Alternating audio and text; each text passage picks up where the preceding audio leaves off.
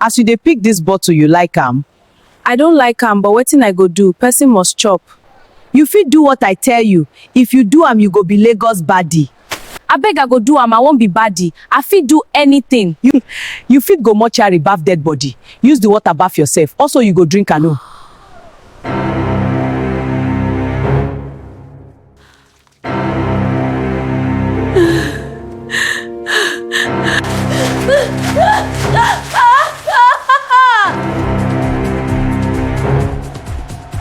This old woman, you lie. You no tell me true. You lie. Lagos never sleeps. It only pretends. At night, the city exhales. The smell of gutters, perfume, sweat, diesel, roasted corn, cheap gin, and broken dreams all mixing into one breath. That was the smell Ronke knew too well. Before she became that girl. Before Instagram filters. Before champagne nights. Before men whispered her name like a prayer. Back then, she was just Ronke from Ojulegba. Thin. Hungry. Angry at God. She lived in a face me I face you building behind a mechanic workshop. Every morning, she woke up to the sound of metal banging and curses flying. Thunder fired this engine.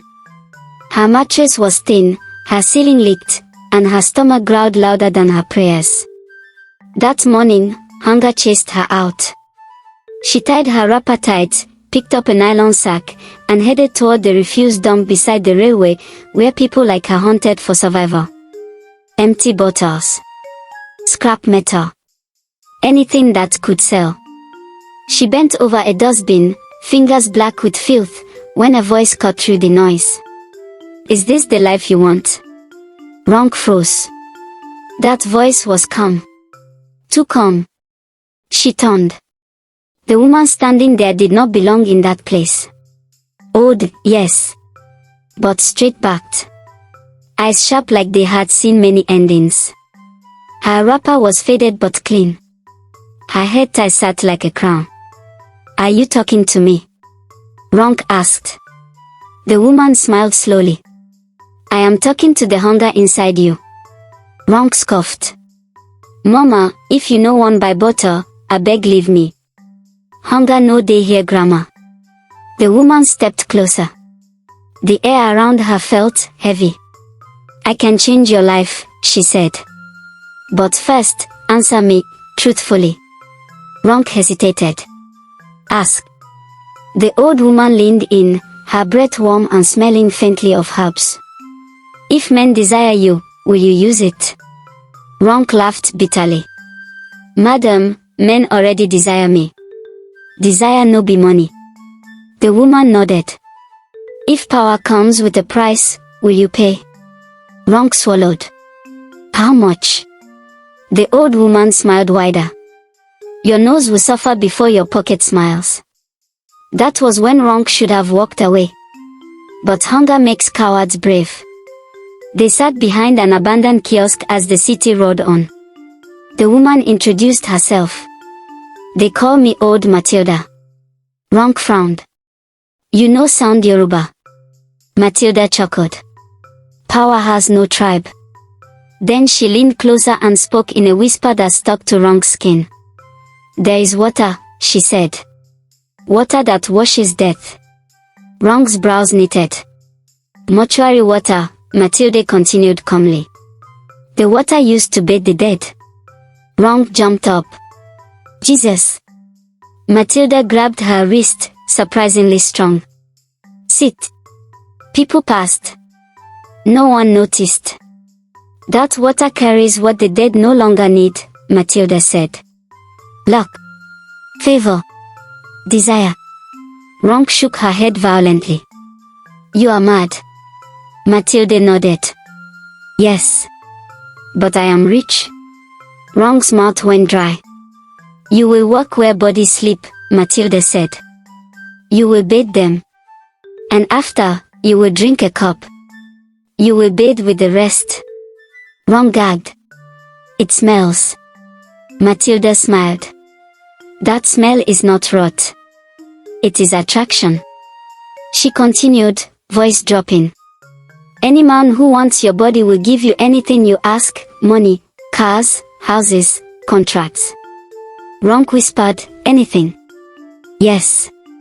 Hope sparked. Then Matilda's eyes darkened. But listen carefully, girl. Ronke leaned in. This power works only on lust. She paused. When you meet a man who loves your soul, the smell will disgust him. Ronke laughed nervously. Love coup. In Lagos. Matilda released her hand. If you ever stop the ritual for too long, she added softly, your beauty will collapse. Your skin will shrink. You will return to nothing. Silence. Ronke stared at her hands. How do I start? Matilda smiled. Tomorrow. The mortuary at Mushin General Hospital needs an attendant. The first body Ronke bathed was a young man. Cold. Still. Gone. Her hands shook as she poured the water. The smell hit her. Sharp. Metallic. Heavy. She vomited twice. But hunger is stronger than fear. That night, she drank. She cried while doing it. She bathed. She scrubbed. The smell clung. For days. Men stared. By the second week, money followed her like a shadow. At clubs. Baby, how much you need? Want? I can At give you parties. a lot of money. Oh, really? Name And it. what would that be? She became Ronke mode. Instagram baddie. Champagne queen. Lagos royalty. But every night, she returned to the dead. Then Connor appeared. Connor was not Ronke's type. At least, not the type she had trained herself to notice. He didn't spray loud perfume. Didn't flash car keys. Didn't call her baby girl like he was buying suya. They met at a charity fundraiser on the island, one of those events where rich people donated money loudly so poverty could hear them. Ronke wore a black gown that hugged her body like it owed her money. Diamonds rested on her neck. Her phone buzzed non-stop with alerts. But Connor didn't look at her body first. He looked at her face. You seem uncomfortable, he said. Ronke blinked. Excuse me. With all this noise, he continued calmly, it's like you want to disappear. No man had ever said that to her. She forced a laugh. You must be joking. I'm serious, Connor replied. You smile, but your eyes keep checking the exits. She swallowed. Most men sniffed her like dogs. Connor stepped back instead. You smell different, he added carefully. Her chest tightened. Here we go. She braced herself for rejection. But Connor smiled gently. Not bad, he said. Just human.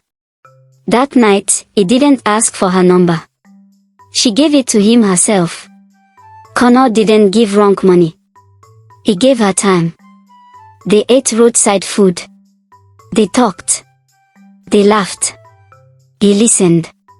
When she mentioned her job, she lied. I work in healthcare, she said. That explains your compassion, Connor replied. Compassion. The word hurt. Because Ronke knew what she really did with her hands. Soon, she started skipping nights at the mortuary. Just one night. Then two. Her skin tingled. Her dreams grew restless. Matilda's voice echoed in her head. If you stop, you will collapse. Ronke ignored it. Love felt warm. Safe. Until one night. Connor wrinkled his nose. Ronke, he said gently, have you changed soap? Her heart dropped. You smell stronger. Panic crawled up her spine. She laughed it off. But that night, she returned to the mortuary. She didn't know Connor had followed her. He stood outside, confused, watching her walk into a place where only death lived. Connor frowned. Mortuary. He waited. Then he heard water. Some movement through a cracked window. Ronke bent over a corpse. Connor's breath caught. She scrubbed the body tenderly. Then, she filled a bucket. She poured it over herself.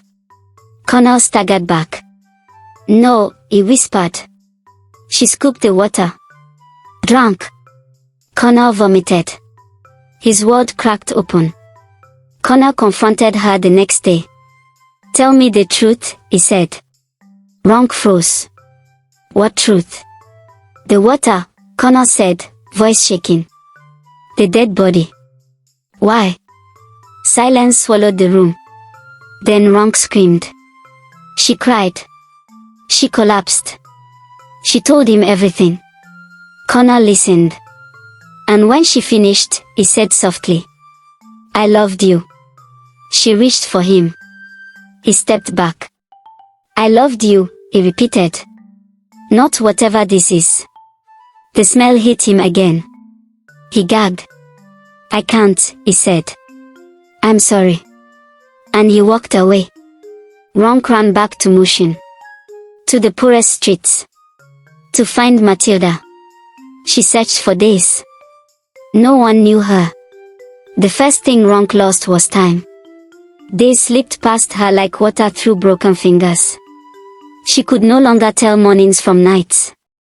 Hunger returned, not the sharp hunger of youth, but the dull, humiliating one that settled in her bones. Her skin betrayed her first. It tightened like it was being pulled by invisible hands. The glow that once made strangers stare now looked like wax melting on the sun. Her lips cracked. Her eyes sank. She tried to bathe again. But the mortuary had replaced her. "No more access," the guard said flatly. "You stopped coming." Ronke dropped to her knees. "Please," she begged. "I will pay." The guard stepped back. "Madam, I beg, don't disgrace yourself." "Disgrace." The word echoed. She staggered away, her body smelling, not of favor anymore, but of loss. Ronke searched everywhere for Matilda. Ojulegba. Mushin. Yoba. Places where old women sold herbs and secrets. No one knew her. Until a woman selling agbo whispered, "You're looking for the one who gives without keeping." Ronke nodded violently. The woman laughed. "She never stays long. She comes when desperation is ripe." Ronke screamed into the night. Weeks later, Ronke saw Connor. He was crossing the road.